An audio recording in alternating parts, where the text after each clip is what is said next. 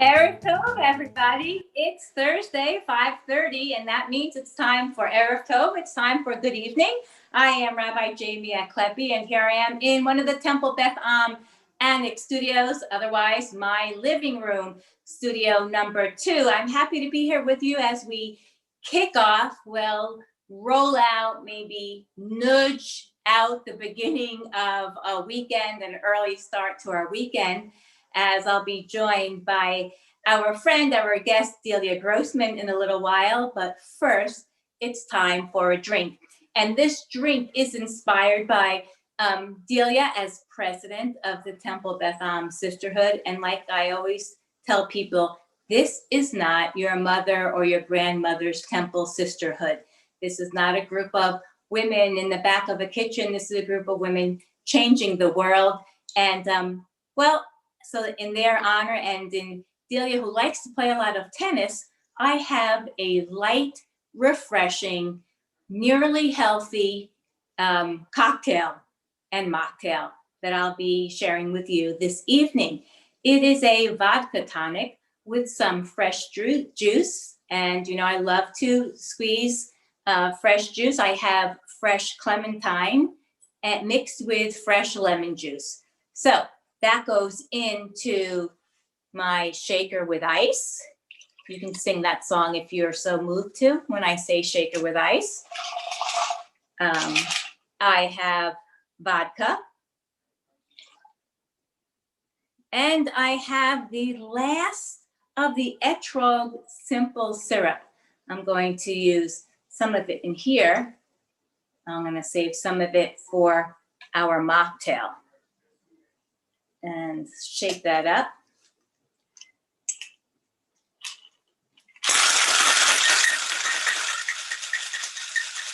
So the shaker gets nice and frosty.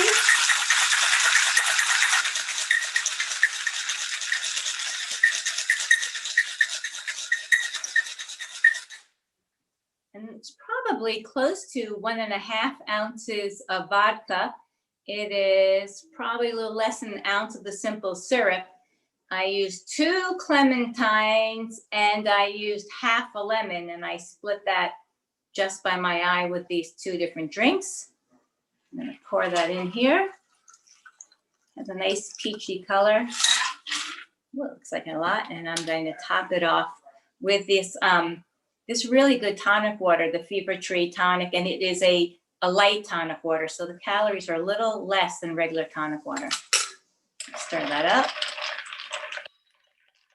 I mean, the ingredients in here are all incredible, so this is probably going to be a really good drink.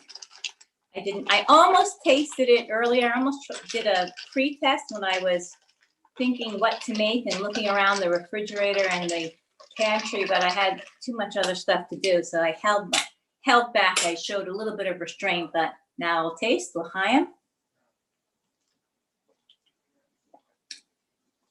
And this is, I know every couple of weeks I say this is the best drink I've ever made.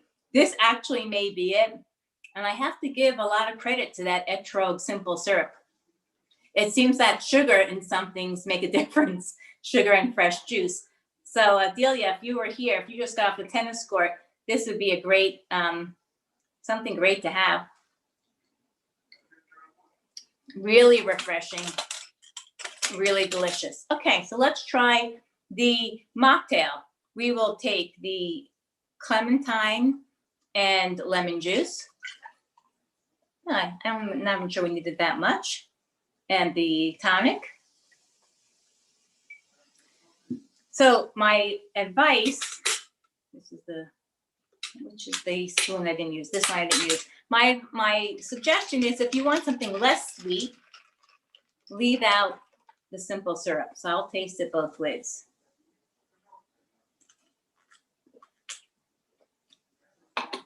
So this is really good right now. You can taste the lemon, you can taste the orange, and you can taste the tonic water. For a little sweeter, I do have probably a tablespoon or so of the simple syrup, the Etrog simple syrup. We'll try that.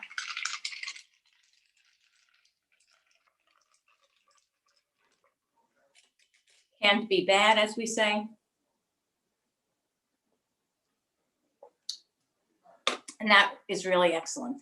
So we have the Sisterhood Vodka Tonic with fresh clementine and lemon juice, and etrog simple syrup, which really adds a sisterhood boost to it.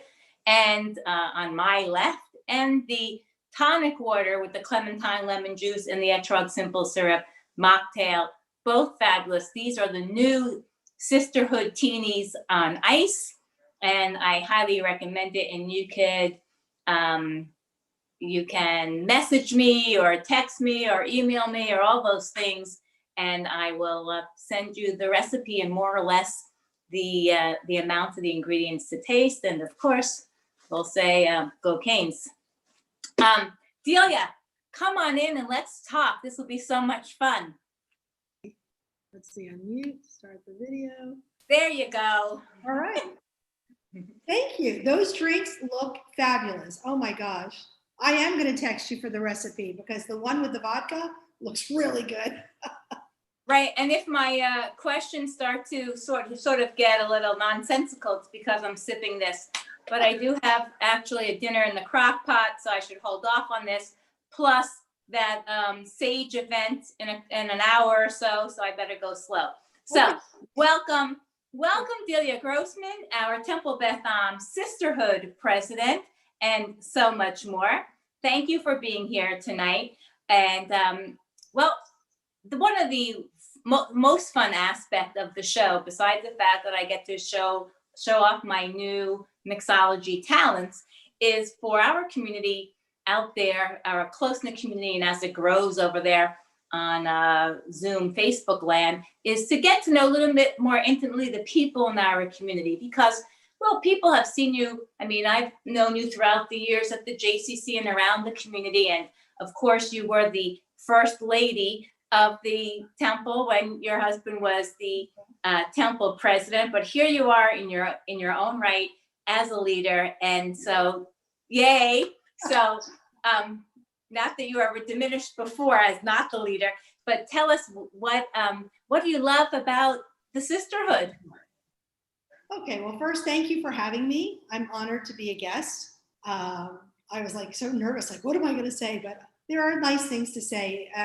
And what I love about sisterhood is that it gives me the opportunity to stay connected with the Temple Beth community on a level, not just for religious reasons, but because of social and cultural interests that I share with the women in the sisterhood.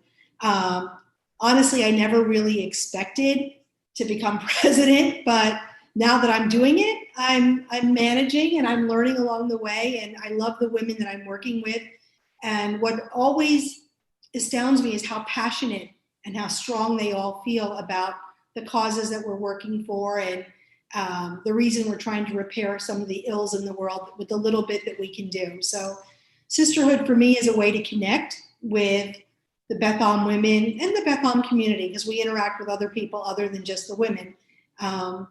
So I'm happy to be there. And I had always been a peripheral member. I would attend an event or two, not really sure about a lot of the things that were going on. And I attended what I liked.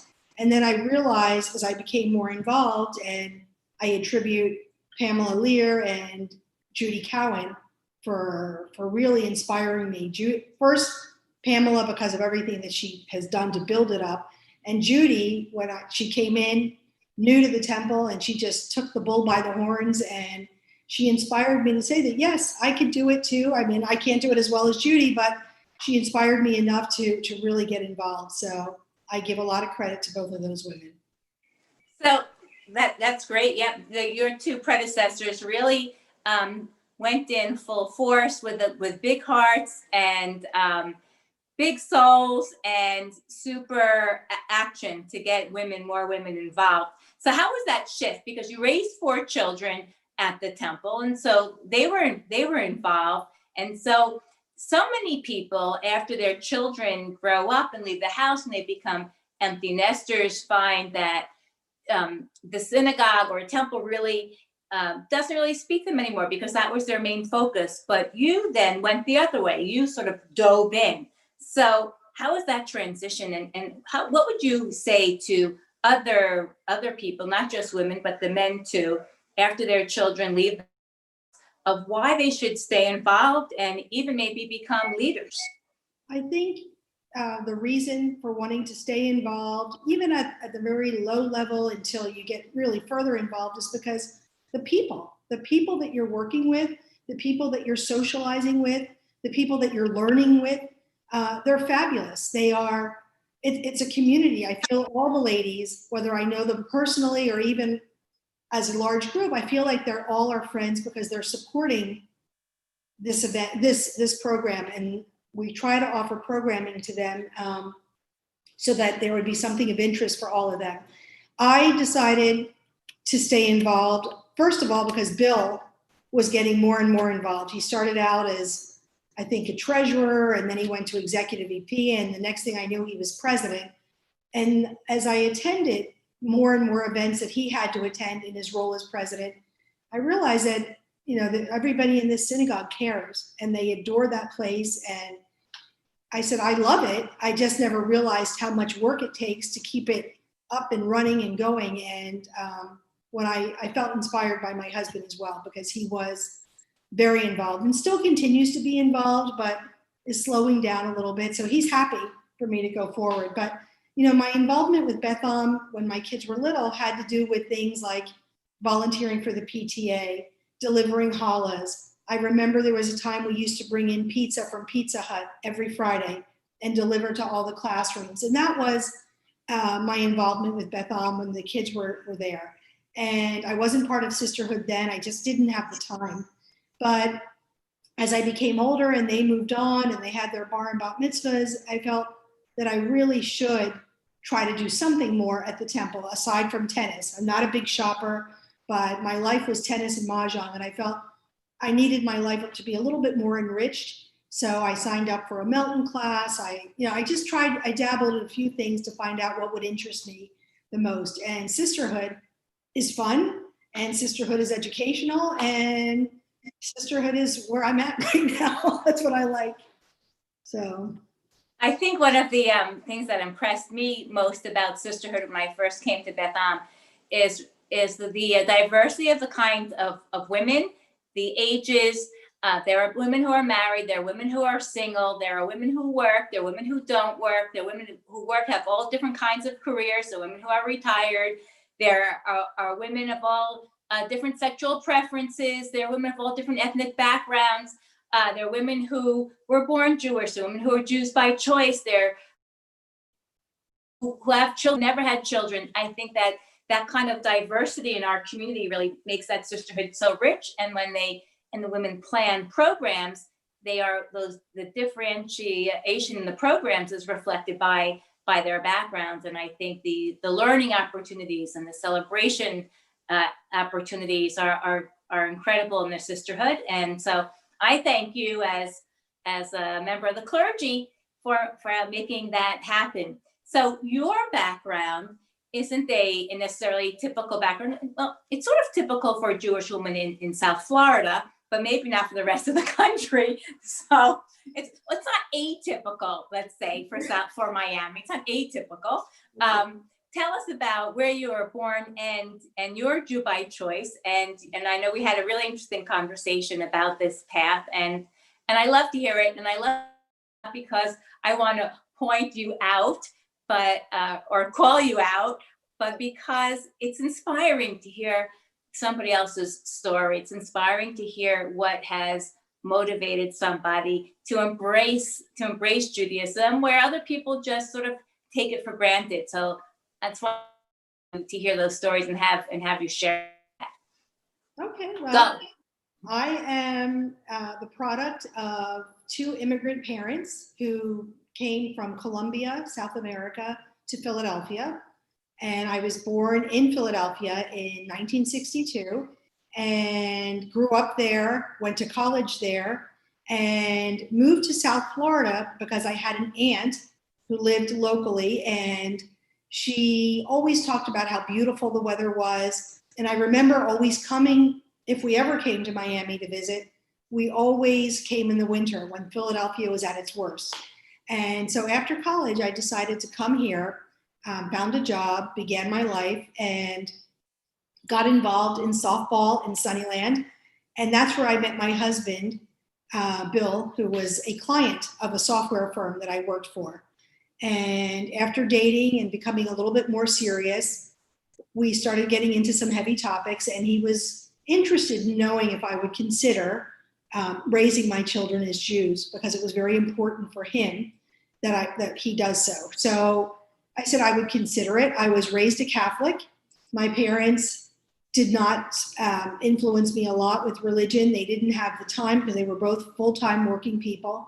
But when they were a little bit more established, my sister was very immersed in the religion, but I was not. So as a young adult, I knew that, we had Palm Sunday, Easter, and Christmas, but those were the only 3 times that I had ever gone to church with my parents. So when Bill questioned me about the possibility of converting and so that his children would be raised as Jews, I didn't have a problem and trying and finding out.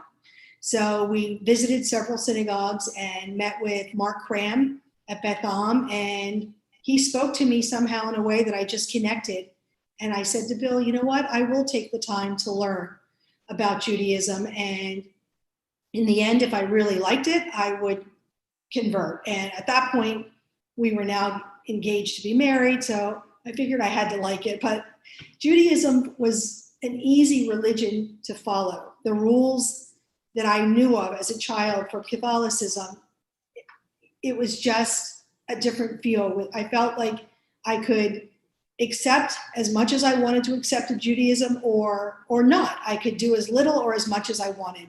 The fact that they focused on repairing the world, healing the world, caring for your fellow man, those things spoke to me. So I attended the conversion program through Beth that lasted a year, and was tested. I went to the mikveh at Memphis and Hammock. No, not the mikveh. Is that what it's called? The mikveh? Yeah, I was going to say the baptism, but I did the mikveh at Memphis and Hammock. That's where baptism got it from. Okay.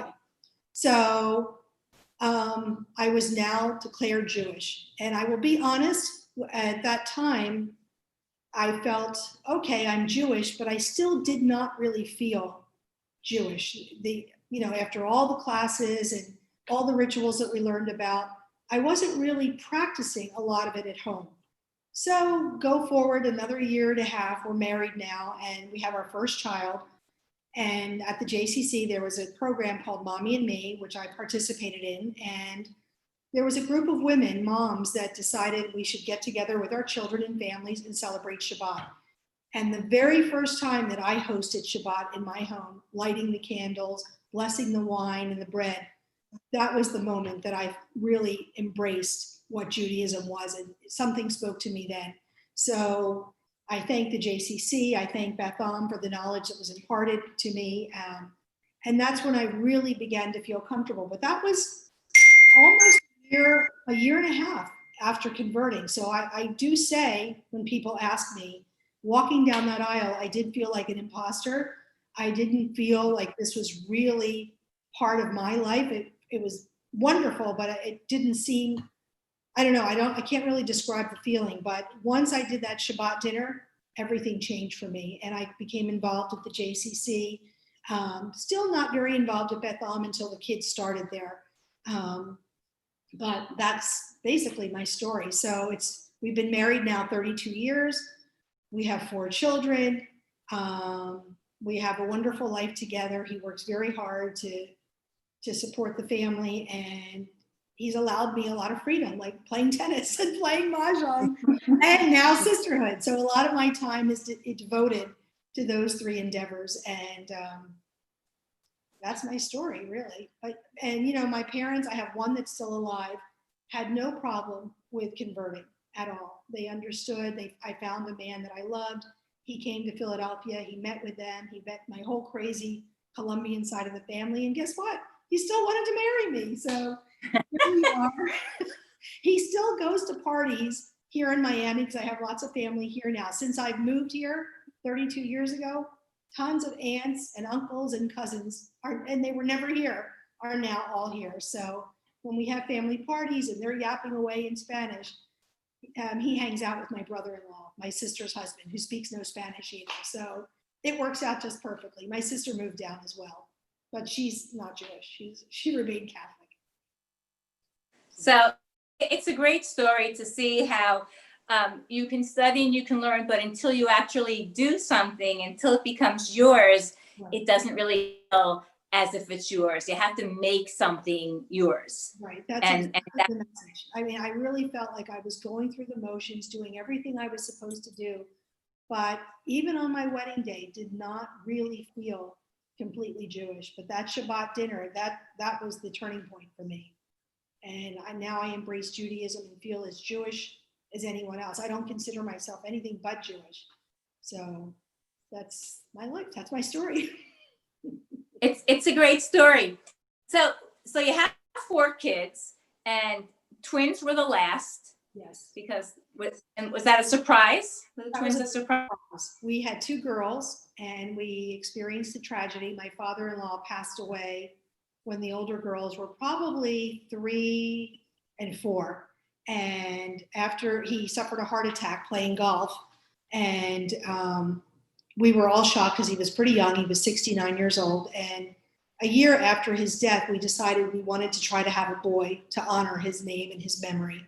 And we did a lot of funny things to try to produce a boy. We read some books. We tried some interesting procedures at was Ben Cedars Hospital.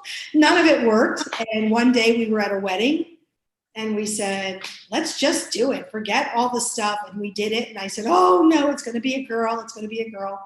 And by the 3rd month, I was out so big. Something was like not normal. So in the 4th month, I think it was the 4th month, I went for the ultrasound and they said, oh, I see 2 heads. I said, oh my God. Yeah, I thought maybe connected, Siamese twins. I didn't know what it was. And they said, no, just 2 heads, 2 healthy babies. Do you want to know what the sex is? And I said, we made a decision not to, but it's only me in here. So just let me know. And they said, baby A is a boy. And I jumped off the table with the big belly because I wanted to call my husband. And we're like, sit down, Mrs. Grossman. So I went back on the table and they said, baby B is the girl. So I immediately called Bill, who was home with the girls at the time, and he was silent. There was no response. He could not believe it. He's like, what? I said, twins. Now, what I found out afterwards, in speaking to my mom, who was still alive at the time, that twins run in our family. Her mother had a set of twins in Colombia, but they died at birth. I guess due to treatment or whatever the reason was, they died. And no one ever talked about it. So my mother finally said to me, when I revealed that we were having twins, oh yeah, there are twins in the family. Since then, 2 other cousins of mine have had twins as well. So it was a surprise, but we were happy to have both children. And luckily when they were born, they were a little premature, but they stayed a few weeks in the hospital, but they were healthy overall. And that was our big surprise. So all the things that we tried, the books, the treatments, and just to ensure it was a boy, we were filtering the sperm, all kinds of stuff. None of it worked. It just did it the old-fashioned way, and we got a little boy. So they're good. There you got the boy. Okay. So, and we have an extra one, which is the little girl. And the 2 of them are so different, but they're very close. So it's been an interesting ride. All 4 kids are quite different, but they're all healthy. They're doing well. 2 are here in Miami, and the twins are in Boulder, Colorado, and Los Angeles, California. So, but I'll have them all home for Thanksgiving. It's going to be testy coming. Oh, wow. But they're coming. So the last time I saw them was in July. We were all in Colorado. We went towards them, and it was good. It was just us in the house that we have in Colorado, and everybody was fine. So hopefully. So the precautions, so you're taking precautions for them to fly in, and then they're going to be quarantined, or you're just going to? They're not here long enough. They're here for like a week, but they're going to basically stay home. We're not out and about ourselves. I mean, other than Publix or the pharmacy, we're not running around. Most of the time we're cooking, not tonight, but or bringing something in. So we'll be home, and they just love family time. When the 4 of them are together, it's pure craziness in this house. So it's good. It's a smaller home, so we'll see how this works out, but there's room for them. And, the oldest one doesn't live in this house, so it's fine. So that sounds great. And so what do you think now, looking forward to this, with the pandemic continuing and with the elections and everything that goes on in society, what kind of challenges is sisterhood facing that you and the executive board and the women of the board are working on now? Well, a lot of the challenges that we have is, we have ideas for programming. It's basically how to get it on. And the only way we can do it is through Zoom. So things like cooking would be like, we have a cooking class coming up in December. That would be awesome if we could be together, but we're going to do the best that we can. Our opening event had some technical difficulties, and even though Mio, the mentalist who was the act for the event, was wonderful, it was hard to follow him on the video. So our biggest challenge is how to present the program, and we have ideas. I mean, we have so many things coming up, but for right now, with the pandemic, Zoom is the only way to do it. No one is comfortable gathering, and some things work much nicer than the others. I think the mentalist show would have been better if we were in person, and I think all of it would be better in person, but we're doing the best that we can. And what's fabulous is that the sisters are supporting this and our endeavors, and they're participating. So I thank all of them for being involved and wanting to connect. I mean, when we do our monthly board meeting, we spend the first half hour just chatting and saying hello to each other, because some of us are here, some of us are out up north somewhere. So it's just nice to see the faces. But it sure would be nicer to be together. So our biggest challenge is how to present it. And I know once the temple opens up, whenever that may be, we'll be able to do some other things in the house like we've always done. So the Zoom is our biggest challenge, but we're figuring it out. Even unmuting myself for this little interview was like, I had to put on my glasses, I had to find it. So I get nervous because I'm not sure I can really manage. And what's funny, Jamie, is that I used to work in software. I shouldn't be so scared. In my old age, I mean, I would work with programmers and do software and all kinds of stuff. And now I'm on this MacBook and I'm like, oh my God, where do I look? Where do I go? But it's interesting. And I guess it's just with my age, but I'm not old. I'm 58 years old. Yeah. You still get nervous. You just want it to be right. And whatever, I'm trying. But Sisterhood is trying to engage with different styles of programming, art programming, educational programming, cooking programming, health programming. And of course, we have our typical movie club, book club. That's like every other month that we have that. So, and movie club is brand new. So Freddie Kogan and Amy Middleberg have taken that and they review a movie, and Freddie has some interesting things coming on with some of the movies that she's picked. So it's been going well. I've been very happy with the participation. And there are a couple, you do a lot of fun things. I like the movies. Of course, I love the books, but there are also some things that are really reflective and resonate with what's happening in the world today.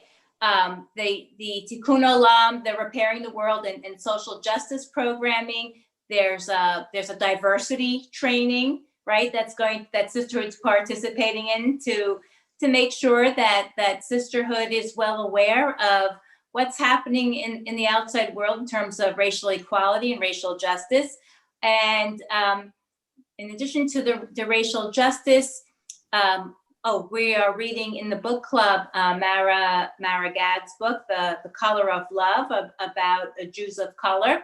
So there are all kinds of things, I think, that many people, when they think of Sisterhood, think, yes, they'll do the cooking, they'll do the learning, but don't think of Sisterhood really as not only as a response, but a leader in what's happening in the world, and really not just responding, but bringing in the rest of the community to understand what's happening. So we don't have to just sit back and react, but a proactive. And I think you have a lot of proactive, I think Sisterhood has a lot of proactive programs. Yeah, we have a pretty impressive board, and our director of Tikkun Olam, our VP of Tikkun Olam, Janet Kelfer, has really made an incredible effort to bring us up to speed and to teach us about sensitivity training and diversity. And she even made a motion, and we've donated some books to the day school so that there are some books that have a little bit more stories about children of color,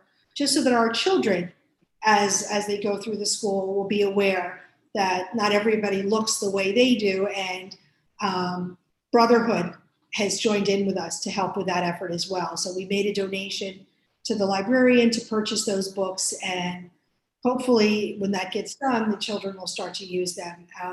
But she's been a dynamo. She did it when I asked her, not so certain that she could cover everything, but she's really gone out and reached into all different pockets of our community looking for Tikkun Olam projects, and she's been fabulous. And the women have been responsive, so I'm very proud of her and proud of the entire board.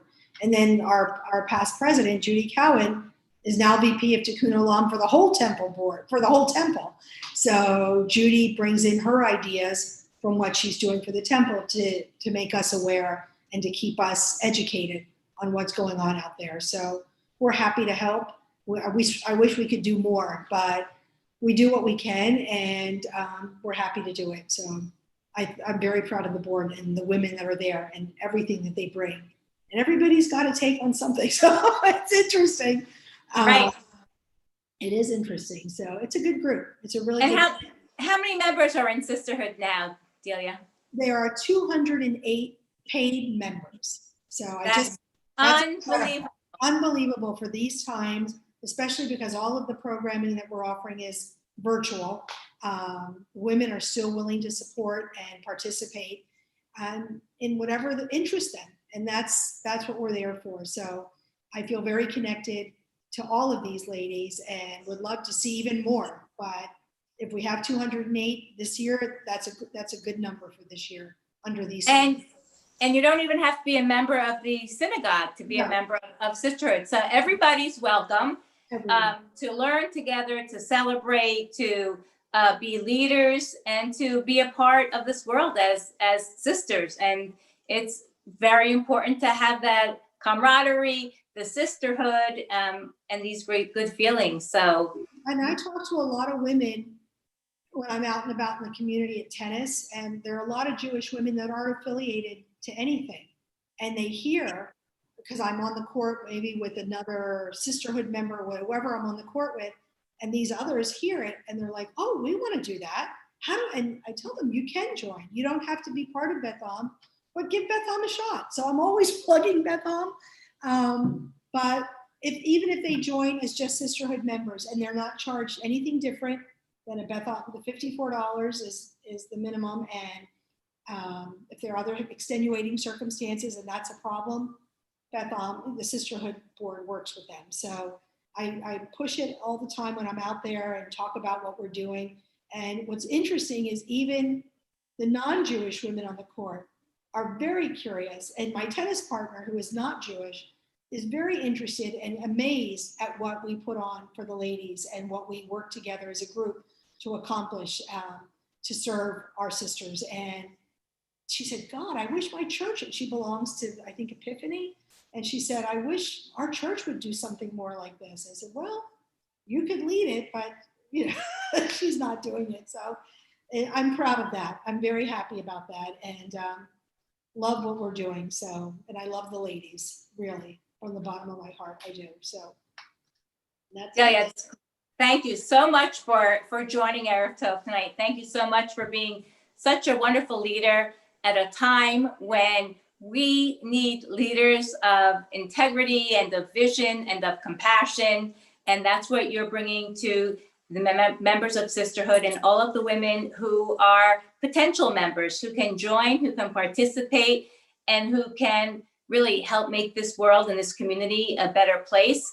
There's so much to be done, starting with ourselves, with our own learning, with our own growth. And we offer all of that. You offer all of that with the Sisterhood board. So I hope some people who aren't members and will take us up. It's the membership, as you said, is $54, and it is not a barrier, because if it is, we help people out with that too. And it's all the way to connect with other women And especially at these very isolating times, how wonderful it is that there's a way to connect with people, to make a difference. So you are doing that. I thank you. A blessing for you and your children. I hope everybody stays safe and well and masked and distant. And I hope you have a wonderful Thanksgiving as you prepare for that. And I wish everyone an Erev Tov as we go out with one of our favorite songs, I and you and I can change the world. If it doesn't work this time, we'll try again. Those are the words in Hebrew. And Erev Tov, everybody. 7 o'clock, Cantor Nelson's Jewish Voice with Cantor Jeff Klepper, and you know all of his music, so come on back for that a little bit later. And of course, L'chaim. L'chaim. Thank you. Thank you for having me.